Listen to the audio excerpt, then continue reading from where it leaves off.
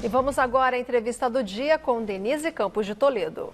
Nós vamos falar da reforma da Previdência, a grande notícia que nós temos na economia desde ontem. Eu converso agora com José Roberto Savoia, que é ex-secretário de Previdência Complementar do governo Fernando Henrique, professor da USP e também da Sampo. Professor, boa noite. Boa noite, Denise. Bom, tivemos finalmente a aprovação da reforma depois de 10 meses de discussão só neste governo. Foi um processo que começou ainda no governo Temer.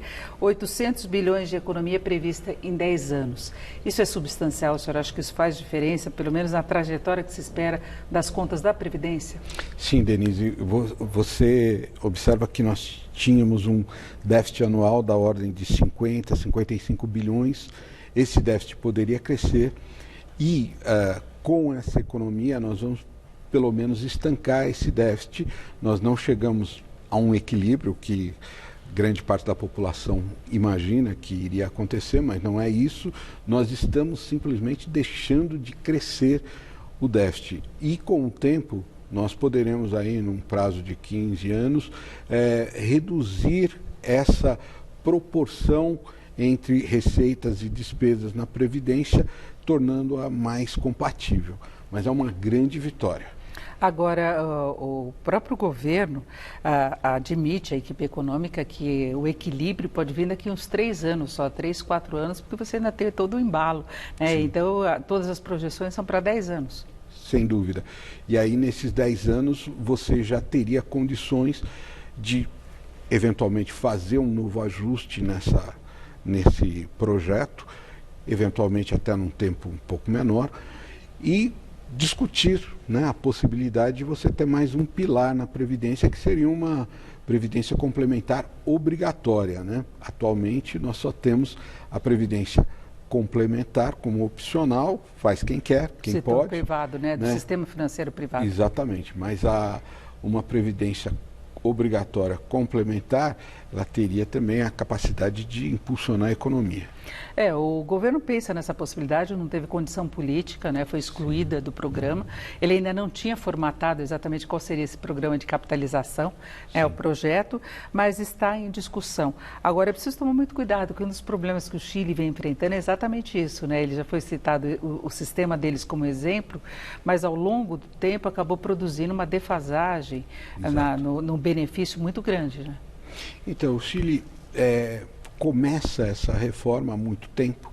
As taxas de administração eram muito altas, não havia uma concorrência entre os administradores dos fundos, então você propiciava uma série de despesas de venda, marketing, para fazer com que as pessoas trocassem de um fundo para o outro, levando até um encarecimento desse sistema. Com isso, a rentabilidade para o contribuinte era muito baixa. Então, o valor acumulado não foi aquilo que seria satisfatório. Eu diria que hoje nós já temos condição de tentar separar esses riscos, deixá-los sob controle, mitigar todos eles e começar um sistema com uma certa sofisticação, aumentando o número de players que poderiam fazer essa gestão e tendo aí alguns outros desenvolvimentos. De toda forma, eu acredito que é uma opção interessante, mas precisa ser melhor discutida, precisa ser melhor desenhada. E por enquanto o governo tem outras prioridades. Ele fala que agora vai partir para a reforma administrativa, a discutir pacto federativo com estados e municípios. Agora, especificamente em relação à Previdência, a gente percebe que há uma preocupação da população, dos trabalhadores, com relação às novas regras, o que vai ter de encarar. E o maior problema é para quem já estava perto de se aposentar. Problema, assim, entre aspas, porque vai ter que complementar o período, Sem dúvida. Talvez essa seja a frustração de boa parte dessas pessoas. Aqueles que não estão contemplados nas regras de transição, 2 anos, 5 anos aí em relação ao tempo de aposentadoria, que poderão vir a ter uma situação um pouco diferente, esses que ficam de fora da transição, eles se sentem realmente, vamos dizer, incomodados. Evidentemente que essa situação pode se alterar aí nos próximos meses, quando as pessoas começarem a se adaptar com essas novas regras. Agora, o governo ele tem essa preocupação com relação à idade mínima, talvez seja a principal vantagem ou mudança relevante que nós tivemos em relação à reforma da Previdência, porque um grande problema aqui no Brasil é que as pessoas podiam se aposentar com 50 anos, com um pouco mais, e quem está na ativa tem que bancar toda essa aposentadoria. As pessoas chegam agora a ter uma expectativa de vida de até 90 anos, né? Sim, e veja bem, no Brasil, as pessoas com maior educação, com maior renda, conseguiam se aposentar pelos 30 e 35 anos de contribuição. As pessoas mais humildes, elas só conseguiam se aposentar no limite etário, 60 e 65 anos. Então, essa circunstância, às vezes, não é muito bem compreendida. Pessoas mais educadas se sentem mais prejudicadas. Aquelas pessoas mais humildes, elas vão continuar se aposentando praticamente na mesma idade. E pela idade, né? Porque agora tem uma idade mínima. Agora, quando se pensa uma pessoa que está com 50 anos, 50 e poucos e se aposenta, ela vai continuar trabalhando. A maior parte continua trabalhando. Era apenas um reforço de renda. Aliás, a questão do fator previdenciário é uma coisa muito discutível, porque a pessoa aceitava um benefício menor e lá na frente isso fazia falta, a diferença que deixou de receber, né? Exatamente, porque mais à frente começam a aumentar as despesas com saúde, né? Começam a ter outros gastos que a pessoa não tinha pensado quando estava ali entre os seus 50 e 55 anos. Agora, é importante que também nós tenhamos uma solução para os problemas decorrentes de quem volta a trabalhar. A desaposentação foi superada, mas agora já existe uma tese de reaposentar, uma tese nova que provavelmente vai dar um pouco de trabalho. Então era necessário também uma pacificação dessa situação. Em muitos casos, né, as pessoas que voltam a trabalhar precisavam ter aí uma regra para depois poder eventualmente reaver as suas contribuições mas quando uma deixasse. coisa muito difícil. O governo trabalhando com cobertor curto, vai ser muito difícil ele dar uma brecha para aprovação de um projeto desse disso. Aliás, por falar em questão de desequilíbrio das contas públicas, seria muito importante que essa reforma valesse também para estados e municípios, né? Estados e municípios estão sofrendo. Já tivemos alguns casos aí de inadimplência de estados e municípios. Vamos observar isso nesse ano outra vez, e eles demandam sim um maior ajuste do que a própria União. Então é fundamental que essa PEC paralela seja aprovada e nós tenhamos regras similares, né, valendo para os estados e municípios. Nós temos duas questões em paralelo em relação à reforma da Previdência. Uma é essa PEC para estados e municípios, e depois dos militares, que hoje parece que fecharam até um acordo para passar na comissão e ir direto para o Senado. Não tem votação em plenário na Câmara, mas eles cortaram alguns dos benefícios, dos muitos benefícios que foram aplicados, né? Exatamente. A situação dos militares, ela incomoda a população em geral. Existe uma série de mitos em relação à previdência dos militares. Há pouco entendimento sobre como de fato isso funciona.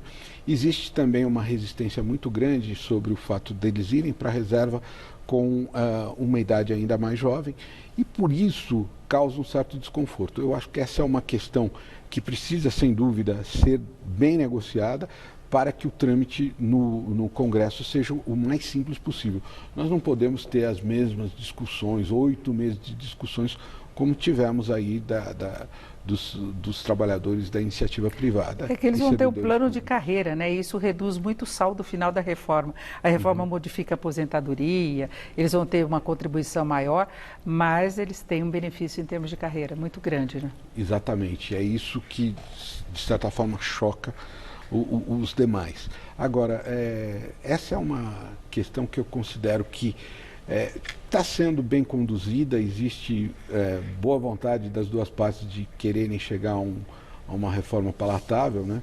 E houve uma evolução muito grande do pensamento dos militares em relação à reforma, principalmente depois de verem todo o desenvolvimento das negociações e discussões. Todo mundo vai pagar a conta, né? Todo mundo paga a conta. Eles têm que pagar uma conta também. Agora, há uma preocupação com relação ao sistema previdenciário, e aí a gente entra em outras áreas também, pela informalidade que nós temos crescente no mercado de trabalho. Então, se é ruim para o trabalhador que não tem determinados direitos, é ruim para a Previdência porque ela tem menos contribuição de quem está na ativa. E tem algumas formas de driblar também essa contratação formal, que é a MEI, por exemplo, o microempreendedor individual, que está se espalhando por todas as áreas, né? Exatamente. E o microempreendedor individual, embora a alíquota dele seja uma alíquota menor, né, mas ele traz aí o exemplo, né? Aquele trabalhador que muitas vezes era informal, que ficava fora da Previdência, ele pode, né, olhando o colega que é um MEI, fazer também a sua contribuição. E aí começar a ter benefícios como, por exemplo, um seguro, né? A Previdência é o seguro de vida mais barato que nós temos.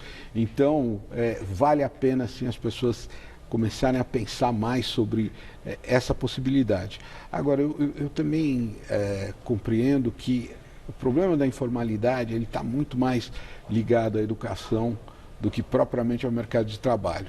Então, nós vamos ter que trabalhar políticas aí de educar pessoas e fazer com que esses trabalhadores que já têm mais de 30 anos possam ser requalificados para poderem voltar ao mercado de trabalho. Mas tem que ter uma oferta maior de emprego também, né? Com certeza. O crescimento é que vai levar a isso. Então, o crescimento tem que vir junto com essa formação. E o governo está pensando em várias alternativas aí para tentar reduzir o encargo sobre a folha, que é um problema que afeta também o empresário na hora de contratar.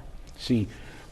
Você veja, hoje o nosso custo para uma empresa tradicional chega a ser mais de o dobro da folha. O dobro do salário fica custando a folha. Então, é muito difícil. Os nossos vizinhos aqui da América Latina têm aí custos da ordem de 30%, 35% e às vezes até menos do que isso. Então, fica muito caro contratar no Brasil quando você compara com países próximos, né? Isso precisa ser mudado, o governo tem feito um esforço em relação a isso, as propostas que estão sendo colocadas de uma nova Previdência é para se caminhar nessa direção. Então, acredito que nós vamos ter boas notícias aí ao longo do tempo a esse respeito. Senão você tem um descasamento também entre as contribuições para a Previdência e o que vai ter que bancar de estoque de aposentados. Sim. Esse estoque de aposentados, ele também deverá sofrer bastante por conta da mudança que nós vamos ter no trabalho, né? Essas mudanças todas que a tecnologia está trazendo, elas vão ter uma repercussão muito grande naqueles empregos que exigem menos habilidade. Então nós vamos ter aí uma mudança que talvez seja difícil de ser configurada, né, se não houver uma atenção, mudanças microeconômicas. Tem que ir junto a mudança na área trabalhista e a mudança na área previdenciária. Isso, com certeza. Inclusive para poder manter as pessoas trabalhando até os 62 anos, até os 65 anos.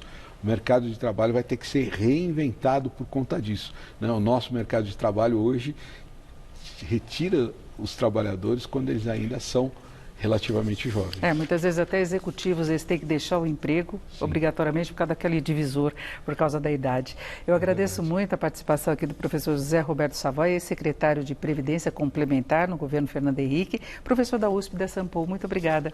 É um prazer, Denise. Obrigado a vocês. Uma boa noite, Laerte, Luciana.